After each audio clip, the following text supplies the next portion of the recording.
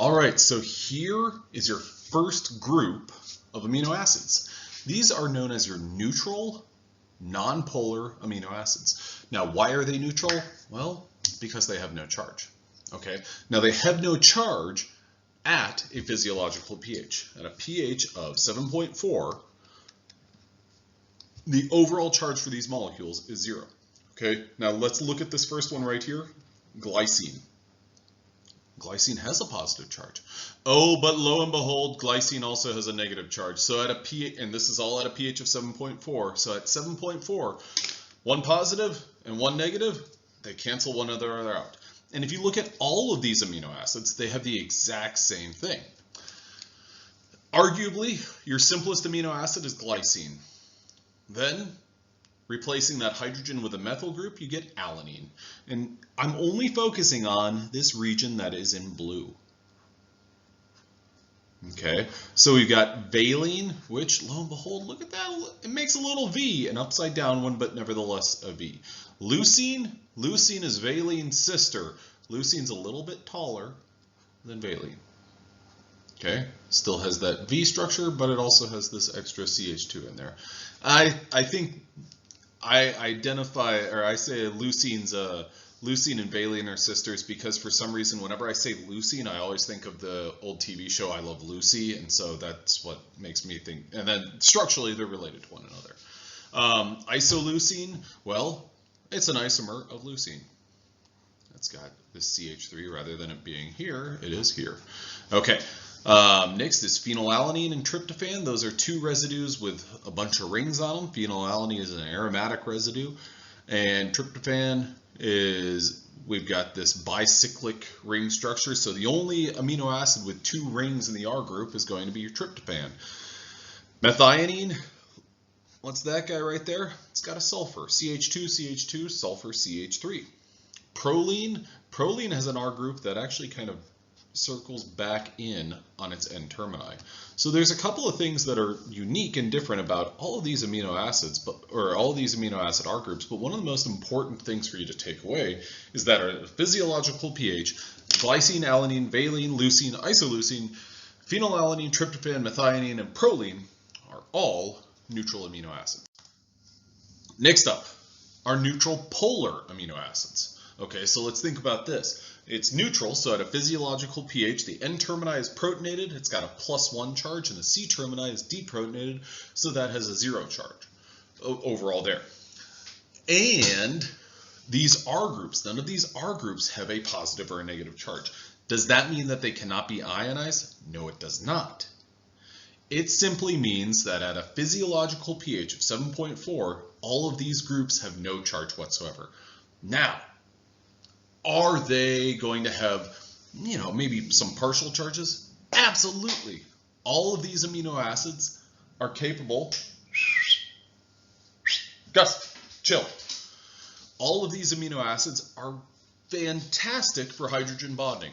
Serine hydroxide, threonine hydroxide, tyrosine hydroxide, asparagine, ooh, this nitrogen right here, and an oxygen. Glutamine and asparagine, they look the exact same, but one's a little bit taller than the other. And then finally, we got cysteine. Perfect. All these rascals are really great for having partial positive charges or hydrogen bonding. So that's one thing to recognize about these guys. But they have no overall charge at a physiological pH. Now, for the amino acids that are going to have a charge at a physiological pH, you've got our acidic residues and our basic residues. Our acidic residues, these are also known as our negatively charged residues. Now, I like to refer to them as negative and positive, but I understand that the language that you see for those of y'all who are taking the MCAT, you'll see them referred to as negative and positive. You'll see them referred to as acidic and basic. So I want to use that terminology so that it's relevant for y'all. So aspartic acid, well, or aspartate as it's appropriately known here, this is the aspartate ion. Whenever you see an H there, then it's an aspartic acid. But this is the aspartate residue. It's going to have a -1 charge. Glutamate, -1. Lysine, arginine, histidine are at a physiological pH going to be positively charged. Now, if you look over at this histidine residue, you might think, well, I don't see a positive charge there. And you know what? You're absolutely right. The reason is histidine has a pKa of about 6.1 or 6.10 or so. So at a physiological pH of 7.4, you are very close to the pKa of that histidine R group. So you're above it, so it's going to be deprotonated, but nevertheless, it still finds its way into that category because some people, so sometimes this terminology, acidic or basic or positive or negative, is going to come from not a pH of 7.4, but instead a neutral pH of 7.0, in which case that would be close enough to this pKa of 6.1 that it would still be within the buffering range, and so there'd still be a good bit of histidine that's going to look like this with that positive charge. So that's why histidine kind of sneaks its way into this basic grouping. So for our purposes, I'm always going to identify a residue and I'm going to ask a question about, well, what's its charge at a pH of 7? Or what's its charge at a pH of 9 or something like that. And I would give you those pKa values, so you'd have to look at those pKa's and say, what's the charge of this group, and this group, and combine all of that to come up with more or less a conclusion as to what's the charge of that molecule at a given pH. So those are your three major groups. And if you think about this in terms of, well, we've got 20 proteinogenic amino acids, you can break them down into three groups. You're talking about a group of 5, a group of I believe 9, and then another group of 6 or 8 and 7. I can't remember exactly, but you're talking about smaller groups that you can consume a little bit more easily and process a little bit more easily. So those are the groups, or those are the R groups and how they differ from one another. Now, every single amino acid is going to be chiral, except the first one, the simplest one that we talked about, and that being glycine. So all proteinogenic amino acids, all our alpha amino acids, are going to be chiral. Glycine, on the other hand, is not. Why? Because glycine's got that single hydrogen, but it's also, for its R group, it's got a single hydrogen. Now,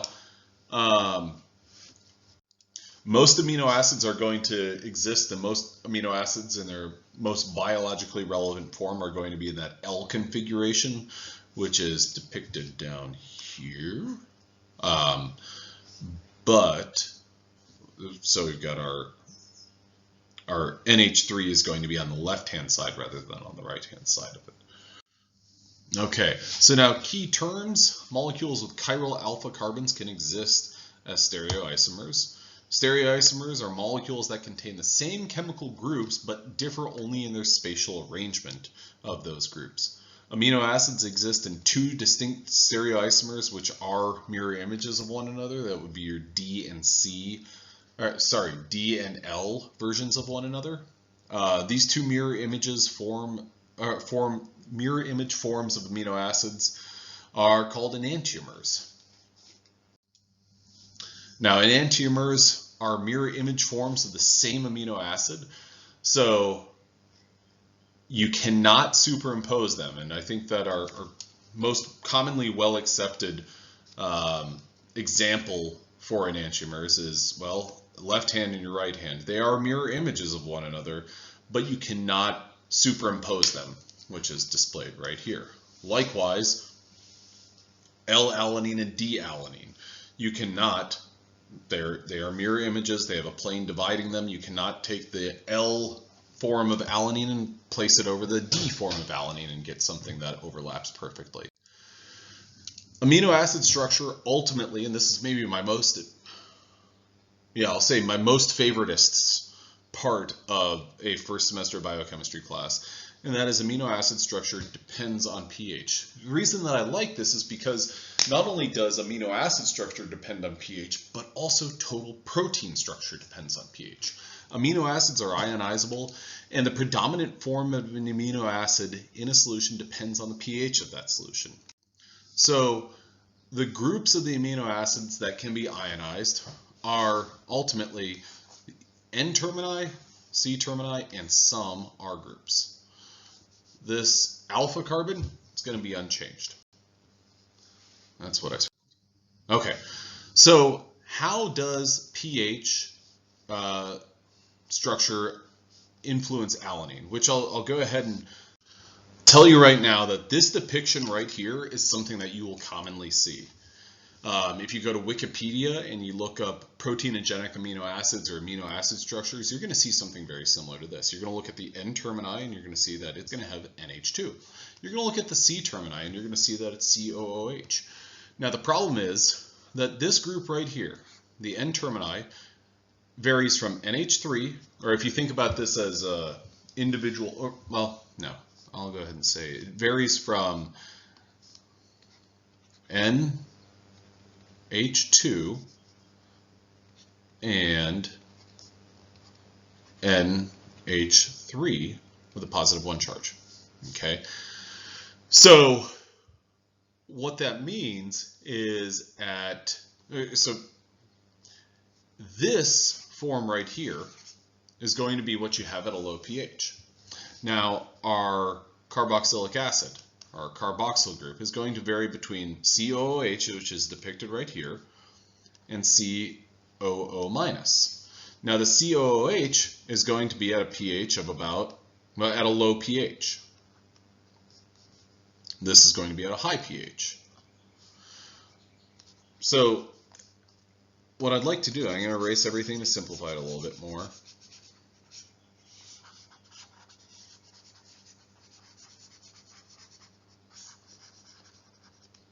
Okay, so now let's go and talk about the N termini.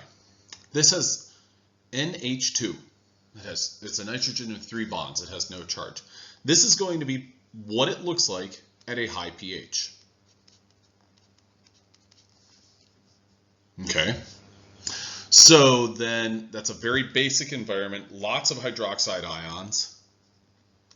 This group right here, the C termini, well, that's protonated. That's going to be what it's like at a very low pH.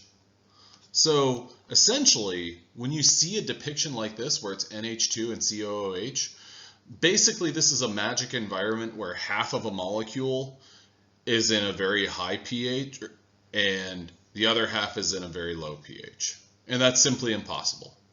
Anyway, I just wanted to share that with y'all because that's something that you'll see on Wikipedia, you'll see in tons of textbooks, and I just want to clear that up. And to illustrate that, let's imagine that this molecule is at a very low pH. I've got all of my groups protonated. So my C termini is protonated. My N termini is protonated. And I have so many protons floating around in my solution that for our purposes, anywhere that a hydrogen can go, it's going to. And I've got it on the N termini and the C termini. The overall charge of my molecule right here, my alanine, is going to be +1. Because on my N termini I have a plus charge, and my C termini I have no charge whatsoever. Okay, so now let's increase the pH. So what does increasing the pH mean? That means you're adding a base. You're adding something like potassium hydroxide or sodium hydroxide. And what's that base going to do? Well, it's going to take lots of these hydrogen ions and basically pick them off and make water. And lo and behold, that's what we see. We see the concentration of hydrogen ions decrease. And ultimately, it decreases to such a point that now all of a sudden, our carboxylic acid has been deprotonated. So we have a negative charge there. So we've got this negative charge on the C termini. We still have a positive charge on the N termini. So what's the overall charge of our molecule? 0. So we went from a very low pH to maybe a little bit more of a neutral pH. And the overall charge of our molecule is 0.